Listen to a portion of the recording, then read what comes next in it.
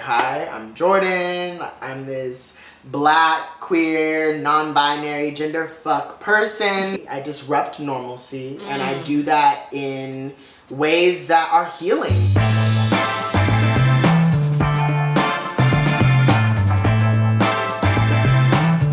Peace, beautiful beings. Welcome back to another video. If this is the first time you're seeing my face, hello. My name is Veladya Chapman. I am a holistic nutritionist, an author, filmmaker, performer, an actress, and many, many different other things. As you will learn if you take a chance with Earth Mama Medicine, you browse through the channel, I'm sure that you will find something that you like, because we make videos about all different types of things, whether it's about health, wellness from a physical, mental, and spiritual standpoint, or just living consciously with the earth and sharing all of these different aspects of our lives.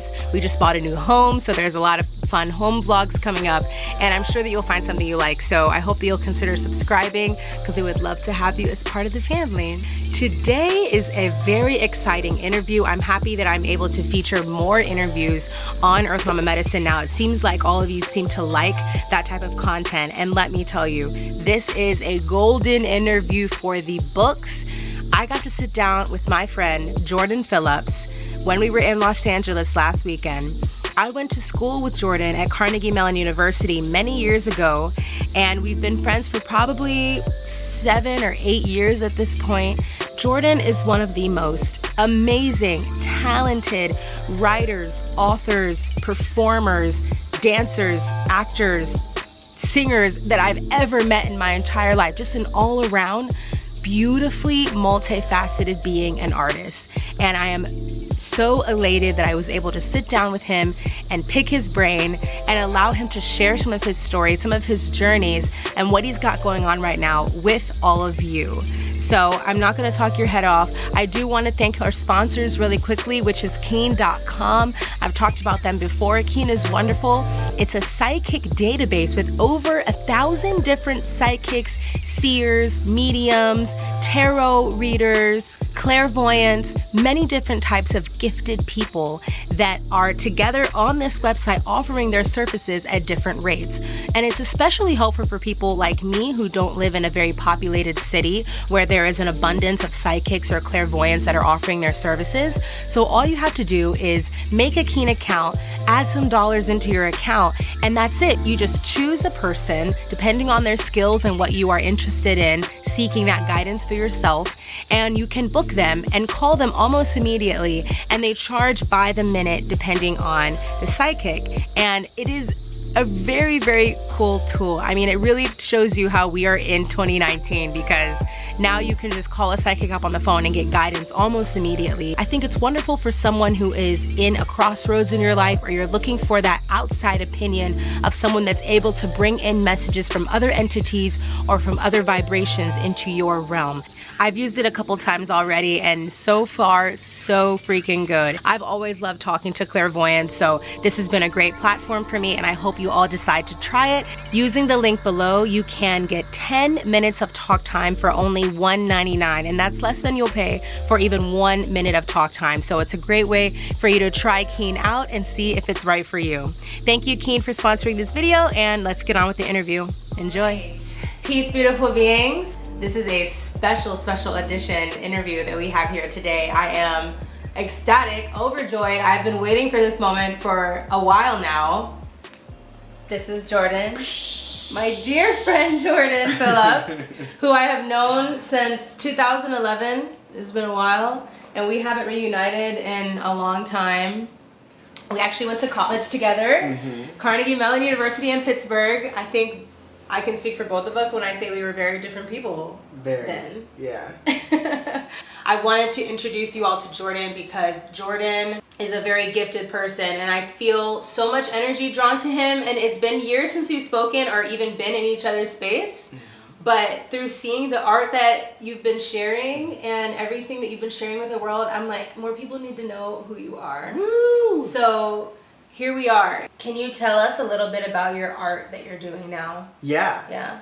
My art is ceremonial. My art is I totally healing. feel it. It took me a minute to figure out what was coming from me. I was at City Hall like about 3 years ago and was protesting out there, and we were out there collectively for 56 days, and for 28 of those days I camped out with them. What were you protesting? We were protesting a murder that took place here of Riddell Jones, and the police reacting, or the police committee saying that her murder was in policy.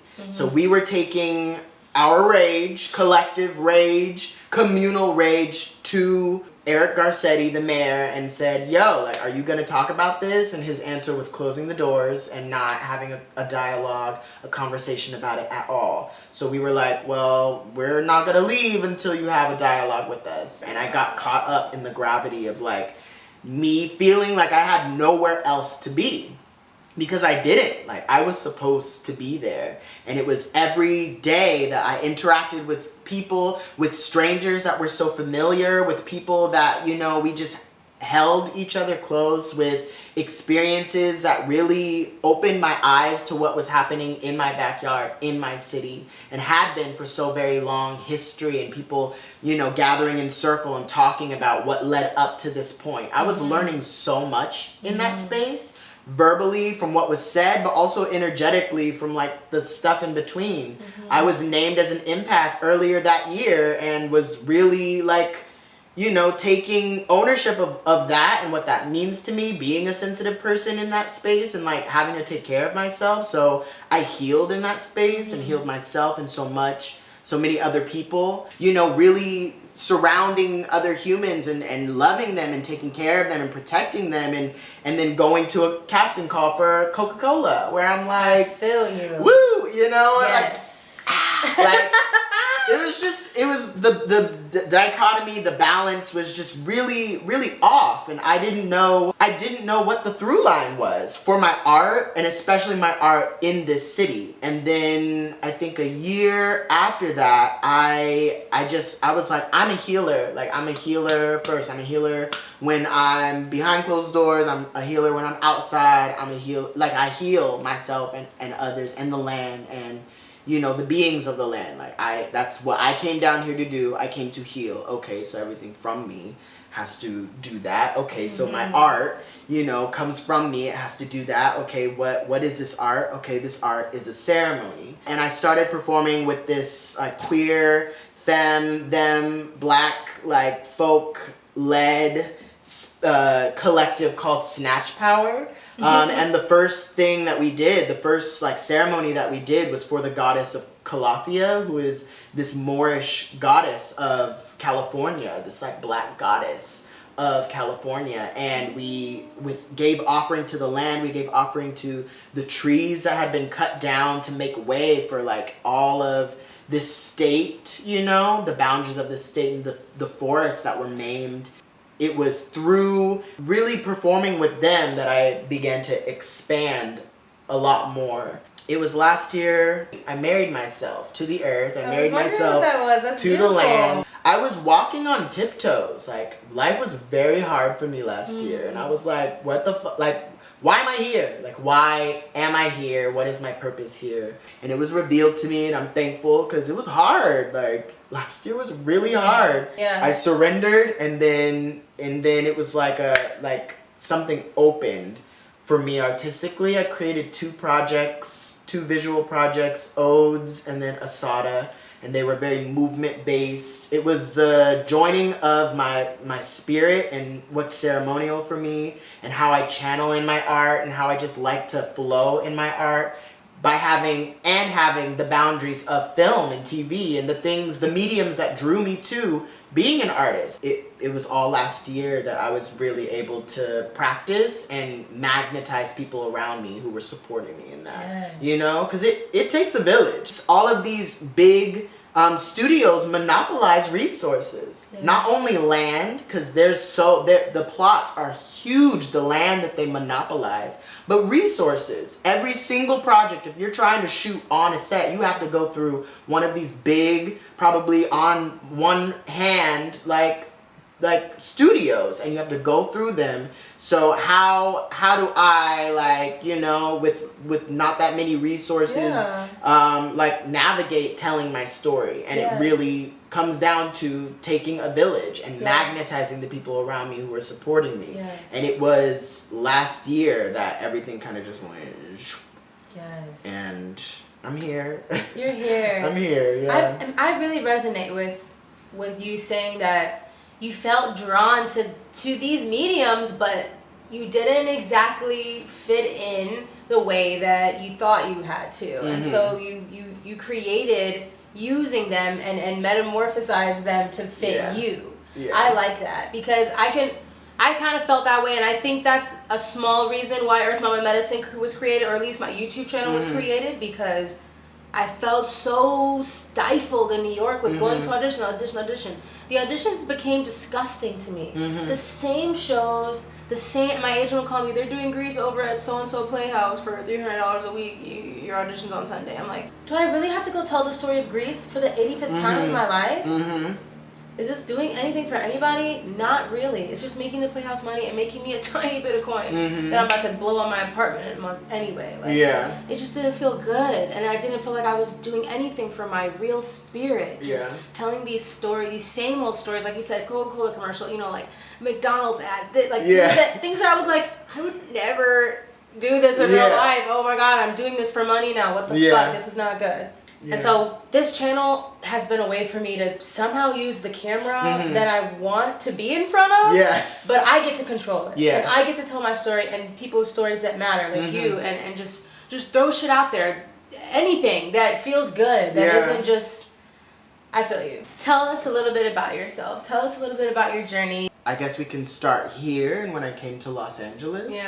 It was when I was 6 years old. My mom was drawn to the city because she wanted to pursue her acting career, her artistry. So she came out here for 6 months and then got everything together, and then I came out when I was 6 and then lived here, got integrated into the industry here at a very young age. I saw my mom would go with her to audition. She's a single parent. Like, I would just, you know, be at the casting call and be like, I want to do that, you know? Like, y'all are auditioning to get on TV. I love TV. Like, I want to do that. So I got signed with her agency. I was auditioning, doing commercials, TV, just growing up in that trajectory. Like at 13 was when I had like my mid-career crisis where I was like, am I gonna do this? It's been like 6 years. Like, am I gonna do this? Like, am I gonna act? Like, do I still wanna be an actor? And I remember after I asked that to the universe, I got a call back for this project that I still didn't book,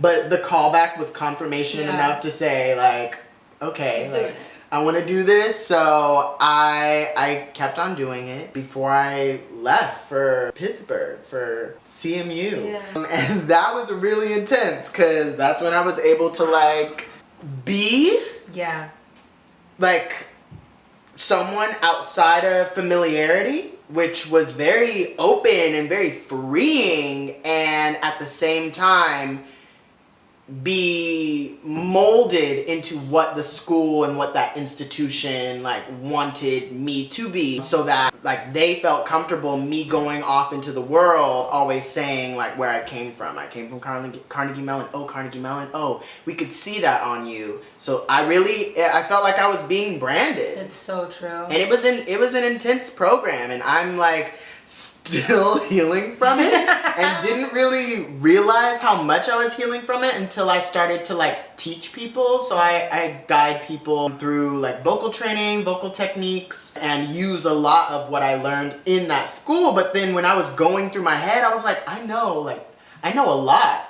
Why haven't I been focusing on the tools that I learned in that school? And it was because I had a lot of healing I had to do, and a lot of emotions around anger and guilt and hatred, especially towards institution and mainly white institutions that are so racist. That Jordan was really trying to like navigate my own voice, my own identity, and also like do well. It was a very toxic environment. Yes. There were people every year in a class that would have to leave and be checked into a mental hospital. Yes. In every single class. I remember every single class had someone like that. And that's not something to say about the people. That's something to say about the institution and the system that we were in. I was just trying to get out, and I feel like my intuition and my guides were like, okay, just do this to like get out like of this fishbowl, and I was thankful. I came back to Los Angeles. I immediately was like, I have to make money. So how am I gonna make money? I was at a ramen shop. I was working at this ramen place like for about a year. I was working like closing shifts, and I would get home like 3, 4 a.m. and I stacked up like close to $10,000 and was able to just like get out. What really was able to take me out of that environment was a Best Buy commercial. Best Buy. I was like selling Best Buy and got like coin for selling TVs. Hey. And that was cool. 4K. You know, saw myself on the screen, like it was lit. You know, saw myself on the screen, like it was lit. I was able to, you know, find my own space and get out. I was able to have a space where I had an altar for myself, and I was just drawn to just having a place that I could put anything I wanted, pictures, light a candle, put my journal on there. I started to like get crystals for the first time. The first crystal I got was this like pyrite orb, and I remember it was the first stone that was put in my hand, and I was just like, whoa, like I feel this. Like I feel so grounded, or I feel what this feels like. Was able to really heal. Was able to really experience self-care. Then that's when my identity started to like have more air to kind of move and flow. So I started to like dress differently, like wear whatever I wanted. I was getting dresses. I didn't give a fuck like what, like if it was men or women, I didn't care. I was going in to see what I wanted. And still at the time, like very cis, you know, was still like, I'm man Jordan, like what's good? Like I have my dress on, I don't give a fuck, you know? There have been a lot of environments where I was not allowed to show up how I was, you know, how I wanted to, or what was natural for me. And on the stage and in my art particularly, that's when I was like able to really explore the boundaries of my psyche, of what I wanted to explore, of my emotions, of how I wanted to interact with the space. Like the stage was really a safe place for me to do all of that. And it's ironic because I'm entertaining people, so it's all for a show, or it's all for someone to be entertained by me. But that's like one of the most freeing places I've found. At least growing up, until I was able to expand the stage. You know, there's that quote, the world is the stage, and I really was taking more ownership of what that means to me as a character in my own life, like really stepping out and saying like, this is me. So we talked about your art. How would you define, this is a little scary, you know, defining yourself, or the titles, the labels that everybody feels comfortable hearing. How would you describe yourself if you were saying, hi, I'm Jordan, what's your elevator pitch? Elevator pitch. I know. It's you gotta know. You gotta like, and I feel like that's a great question to just show what you have. Like, one of the things that rooted me down on this earth was knowing what medicine I had for it. And that is a part of my purpose, and a part of my identity is like, hi, I'm Jordan. I'm this Black, queer, non-binary, gender fuck person that will, you know, destroy all of your boundaries and expectations. Not all of your boundaries. Boundaries are good. But really disrupt normalcy. I disrupt normalcy, and I do that in ways that are healing. Those ways are through sound, mainly, through movement, through art. That's a damn good elevator pitch. And it took me a while to get to a place where I'm like, you know, like, yes, I'm black. Yes, that you know that is for me. Like, yes, I'm queer. What does queer mean for me? What does black mean to me? What do all of these identities mean to me? Who am I talking to with these identities, and what spirits like are around these identities that are pushing me forward? Can I ask you what queer means to you, but how you fuse your queer identity with your spiritual identity? Queer, I feel like, describes all of me. I like the definition of queer being not the normal. And queer, particularly in terms of directly sexuality, which I feel like I can just put that under the umbrella of queer because it is so expansive. But when I came into my own identity and was like, okay, I'm non-binary. There are other non-binary individuals who, you know, do not, you know, pertain from one or the other. I used to claim like bisexual, like then I used to claim pansexual, and that's just a very large word, and sexual even, like I'm going to be in relationships in which we may not have sex. Like we're not going to have sex, but we're going to cuddle and we're going to experience like deep emotional bonds, and I can still call you a lover of mine. And that to I feel like queer can like desexualize a lot of hypersexualizedness, especially in relationships that are queer. I agree. A lot of my identity in terms of exploring my own queerness, like, mainly was in my sex. Like, I was able to explore that part of me when it was like behind closed doors and we were like trying to see what was up, you know. We had to read the cues, and it was like, oh, okay, we're queer because we're fucking. Yeah. We're queer because we're fucking. And I'm like, no, that's not. Like, we're queer, like, when we're holding hands. We're queer when we're getting food. And queer as the umbrella term of, you know, I don't care what genitals or how you identify or what human you are. Like, I love you, or I'm attracted to you, I'm magnetized to you, and I want to have a relationship with you. My spirit vibes with queer because I feel like the boundaries of this physical world, not that the world puts on us, but that society has put on us, or different systems have put around these bodies or around this physical world to contain it for fear of expansion.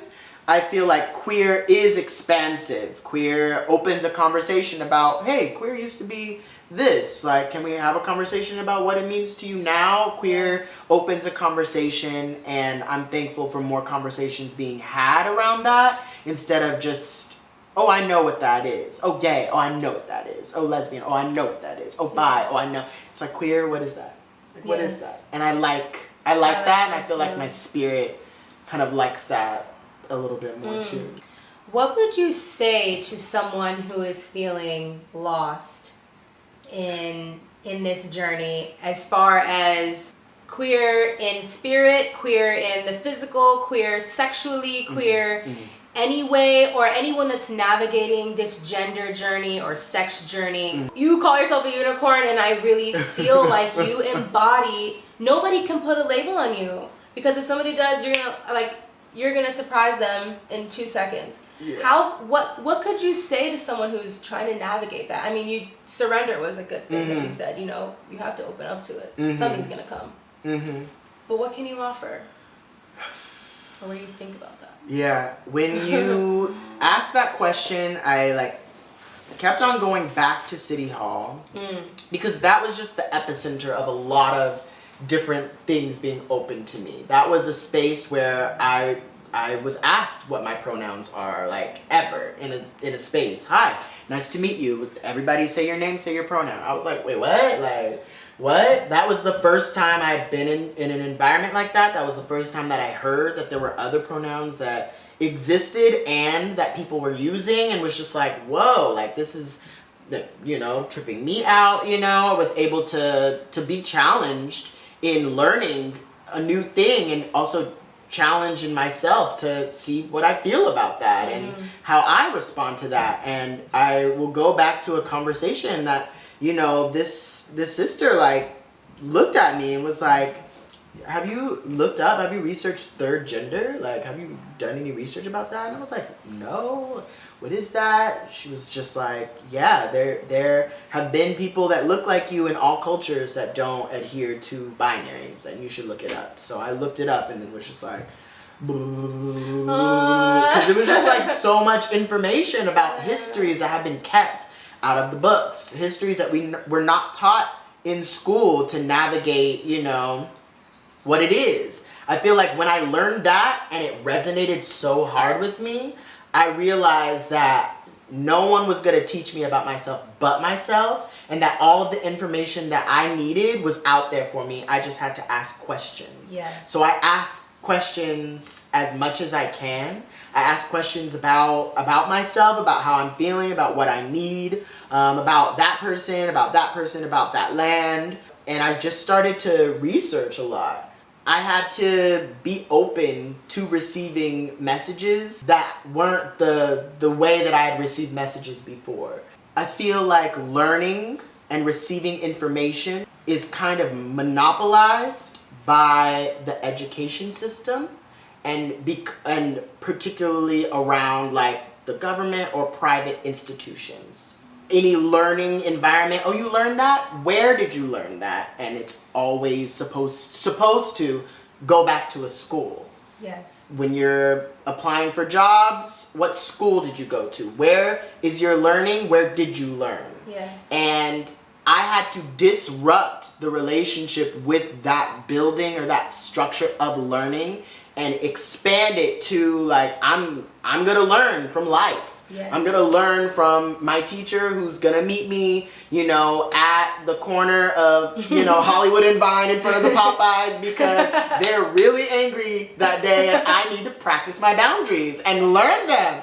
And really taking the weight of the lessons that I learned outside of a classroom or outside of a system, and to be able to pinpoint, oh, you learned that? Where did you learn that? And say, I don't necessarily remember, or I did learn that in front of a Popeyes, or while I was like sitting in front of City Hall. I find different places to learn, and from that invite teachers that surprise the fuck out of me. That's really eye-opening. So can you tell us a little bit about what you are offering now in your spiritual work or your healing work? Yes. To the general public, to anyone. Yes. Yeah. I'm getting my website together. I'm Okay. like, trying to figure out all of these things. But on my website, I have all of my healing offerings there. Energetic healings, Reiki and Seiken, which are the Japanese healing art form of energy, and Seiken, which is a Kemetic energy healing art form. I offer readings, so I do oracle card readings or dream readings. I just did a oracle card reading over the phone. Right after that, did a dream reading, so if you have any dreams or any themes, I can just like I'm making postcards, so I have a lot more merch and a lot more like tangible visual images that I do because I am a very big visual artist. So I'm gonna do prints of that. My book is coming out soon. It's gonna What's be the book about? It's called Passing Time, and it's a year's worth of my journal entries. It has prayers, affirmations, like my whole stream of consciousness, poetry, like it's just like my mind like on paper for like a whole year. I'm performing at the Getty next month. I'm performing at the Getty. And what are you doing?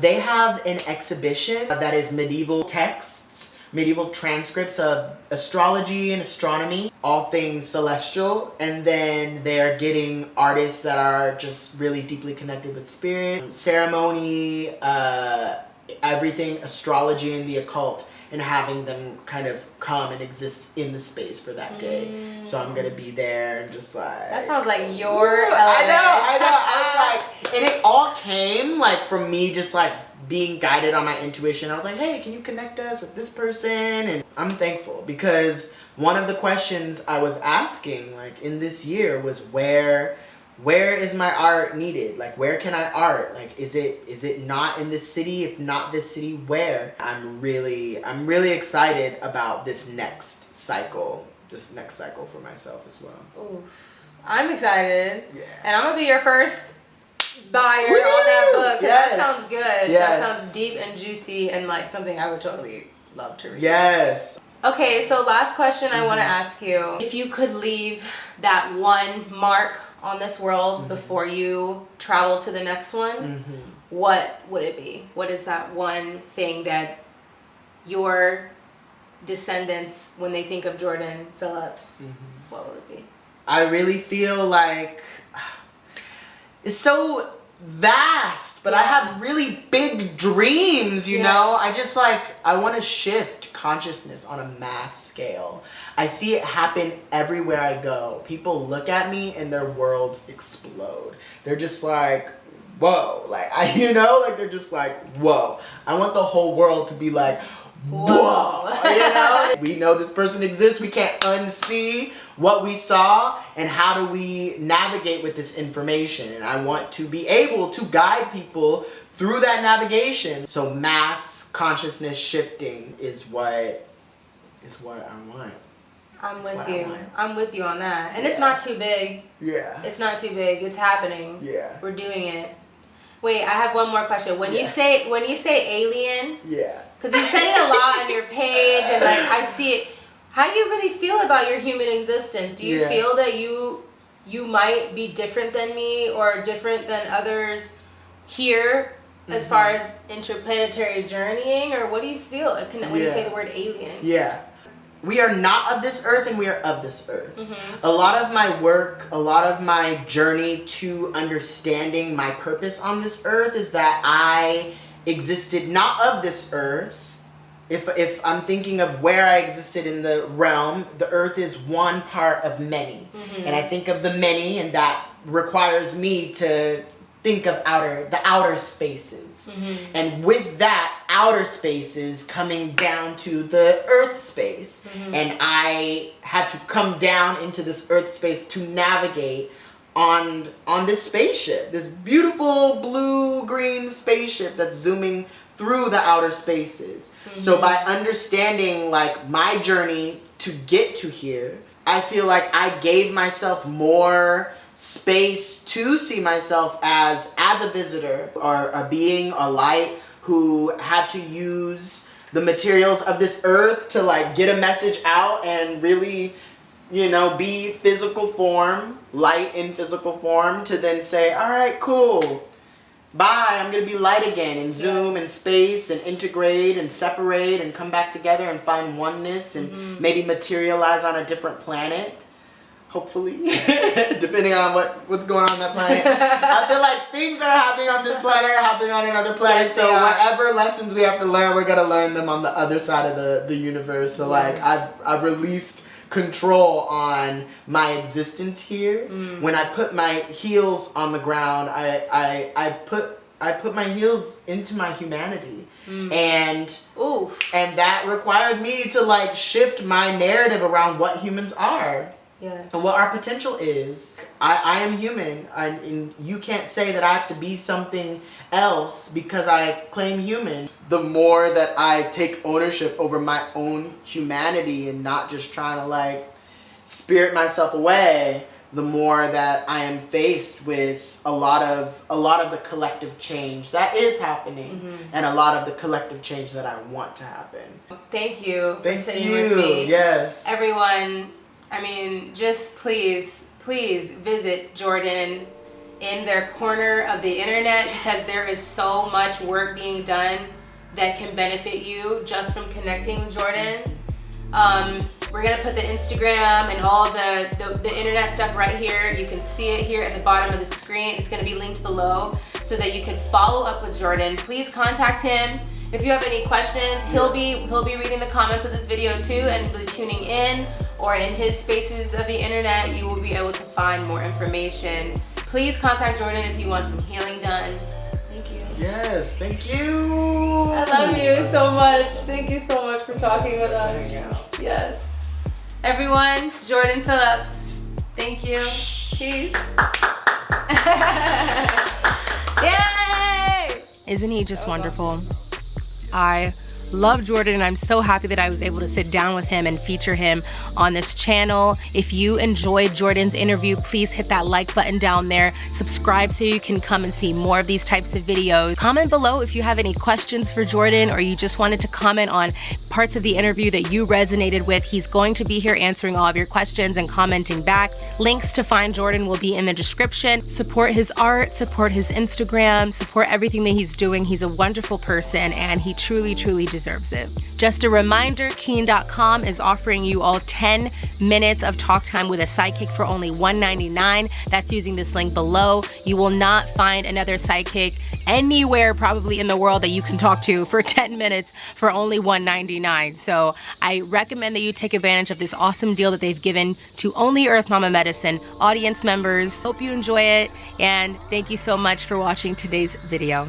I hope you all are having a wonderful day or wonderful night, and you're remembering to be kind to yourself and be kind to others, because we're all here trying to figure out this space-time together. So let's just hold out a helping hand a little bit more often. I love you all. Peace.